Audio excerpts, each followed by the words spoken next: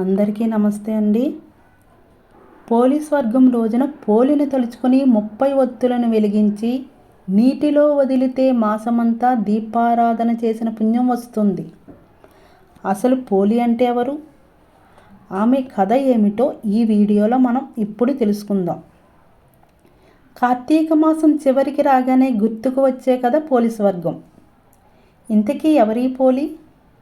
ఆమె వెనుక ఉన్న కథ ఏమిటి? దానిని తలుచుకుంటూ సాగే ఆచారం ఏమిటి? పోలీస్ వర్గం అచ్చంగా తెలుగువారి కథ. కార్తీక మాసంలోని దీపం ప్రాధాన్యతనే కాదు, ఆ ఆచారాన్ని నిష్కల్మషంగా పాటించాల్సిన అవసరాన్ని సూచించే గాథ. శ్రద్ధగా వినండి. అనగనగా ఒక ఊరిలో ఒక ఉమ్మడి కుటుంబం ఉండేది. ఆ కుటుంబంలో 5 కోడళ్ళు ఉండేవారట. వారందరిలోకి చిన్న కోడలైన పోలికి చిన్నప్పటి నుంచి పూజలన్నా వ్రతాలన్నా మహా ఆసక్తి. కానీ అదే ఆసక్తి ఆమె అత్తగారికి కంటగింపుగా ఉండేది. తనంతటి భక్తురాలు వేరొకరు లేరని ఆ అత్తగారి నమ్మకం. ఆచారాలని పాటించే హక్కు ఆమెకే ఉన్నదని ఆమె అహంభావం.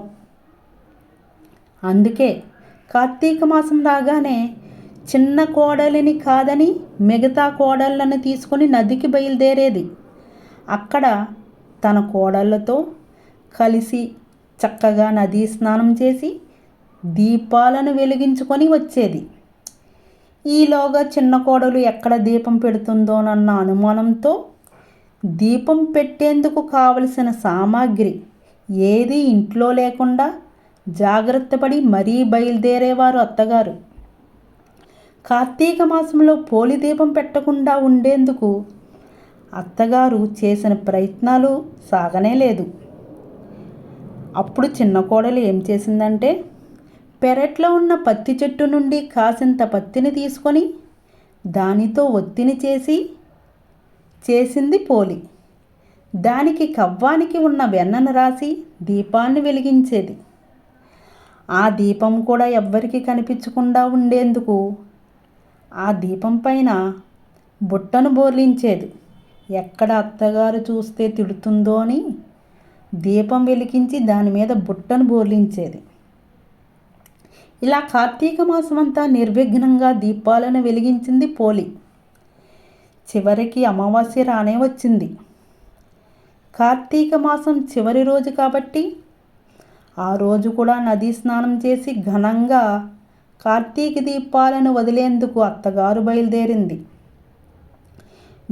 వెళుతూ పోలి ఆ రోజు కూడా దీపాలను పెట్టే తీరిక లేకుండా ఇంటి పనులన్నీ అప్పగించి మరీ వెళ్ళింది. కానీ పోలి ఎప్పట్లాగే ఇంటి పనులను చకచకా ముగించుకొని కార్తీక దీపాన్ని వెలిగించుకుంది. ఎన్ని అవంతరాలు వచ్చినా, ఎంత కష్టసాధ్యమైనా కూడా ధర్మాచరణ చేసిన పోలిని చూసి దేవదూతలకు ముచ్చట వేసింది. వెంటనే ఆమెను బొందితో స్వర్గానికి తీసుకువెళ్లేందుకు విమానం దిగివచ్చింది. అప్పుడే ఇంటికి చేరుకుంటున్న అత్తగారు, ఆమె మిగతా కోడళ్ళు ఆ విమానాన్ని చూసి అది తమ కోసమే వచ్చిందనుకొని మురిసిపోయారు. కానీ అందులో పోలి ఉండేసరికి హతాశులయ్యారు, అంటే ఆశ్చర్యపోయారు. ఎలాగైనా ఆమెతో పాటుగా తాము కూడా స్వర్గానికి వెళ్ళాలనుకునే ఆత్రంలో పోలి కాళ్ళని పట్టుకొని వేలాడే ప్రయత్నం చేసినా ఉపయోగం లేకపోయింది.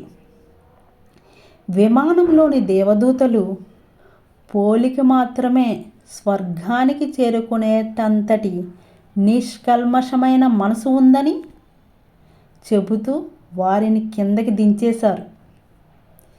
ఈ నేపథ్యంలో తెలుగునాట స్త్రీలంతా పోలిని తలుచుకుంటూ అమావాస్య రోజు ఉదయాన్నే అరటి దొప్పలలో ఒత్తులను వెలిగించి నీటిలో వదులుతారు. ఈ నగర జీవితంలో మనకు దగ్గరలో చెరువులు కానీ నదులు కానీ అందుబాటులో ఉండే అవకాశం లేదు కాబట్టి టబ్బులలో నీళ్లు వేసి ఈ దీపాలను వదిలేలా ఆచారం రూపాంతరం చెందింది. ఇలా వదిలిన అరటి దీపాలను చూసుకుంటూ పోలిని తలుచుకుంటారు. కార్తీక మాసంలో ఏ రోజు దీపాన్ని వెలిగించలేకపోయినా కూడా ఈ రోజున 30 ఒత్తులను వెలిగించి నీటిలో వదిలితే మాసమంతా దీపారాధన చేసిన పుణ్యం వస్తుందని చెబుతారు. వీలైతే ఈ రోజున లేదా ఏదైనా ఇబ్బంది ఉంటే దగ్గరలో కుదిరిన రోజు బ్రాహ్మణులకు దీపాన్ని కానీ, వస్త్రదానం కానీ, సాలగ్రామం దానం కానీ, ఉసిరి దానం కానీ, స్వయం పాకాన్ని కానీ దానం చేస్తుంటారు. తెలుగువారు ఇటు పోలిని అటు దీపాన్ని కూడా శ్రీ మహాలక్ష్మి రూపంగా భావిస్తుంటారు. అందుకని చాలామంది ఈ పోలి దీపాలను అమావాస్య రోజున కాకుండా మర్నాడు వచ్చే పాడ్యమి రోజున వెలిగించుకుంటారు. ఇది పోలి స్వర్గము యొక్క వివరం. అంతేకాకుండా కార్తీక మాసం దీపాలను వెలిగిస్తే బొందితో స్వర్గానికి చేరుకుంటామా లేదా అన్నది తర్వాత మాట. ఆచారాన్ని పాటించాలన్న మనసు ఉన్నప్పుడు మార్గం దానంతట అదే కనిపిస్తుందనడంలో చెప్పడంలో ఈ కథలోని అంతర్యంగా తోస్తుంది. భగవంతుణ్ణి కొలుచుకోవటానికి కావలసిందే శ్రద్ధే, కానీ ఆడంబరం కాదని ఈ కథ మనకు సూచిస్తుంది. అన్నింటికీ మించి అహంకారంతో సాగే పూజలు ఎందుకు కొరగానివని హెచ్చరిస్తుంది. అలాగే అత్తాకోడళ్ళ మధ్య సఖ్యత ఉండాలన్న నీతిని ఈ కథ మనకి బోధిస్తుంది. అందుకే ప్రతి కార్తీక మాసంలోనూ ప్రతి తెలుగు ఇంట్లోనూ పోలి స్వర్గం కథ వినిపిస్తూనే ఉంటుంది. ఈ కార్తీక మాసంలో తప్పకుండా ఈ పోలి స్వర్గం కథ వినాలి అని పండితులు చెప్తున్నారు. Thank you for watching. ఇలాంటి మరెన్నో మంచి మంచి విషయాల కోసం మన ఛానల్ని లైక్ అండ్ సబ్స్క్రైబ్ చేసుకోండి. మీకు నచ్చితే కామెంట్ చేయండి, షేర్ చేయండి. అందరికీ నమస్కారం అండి. Thank you for watching. Thank you.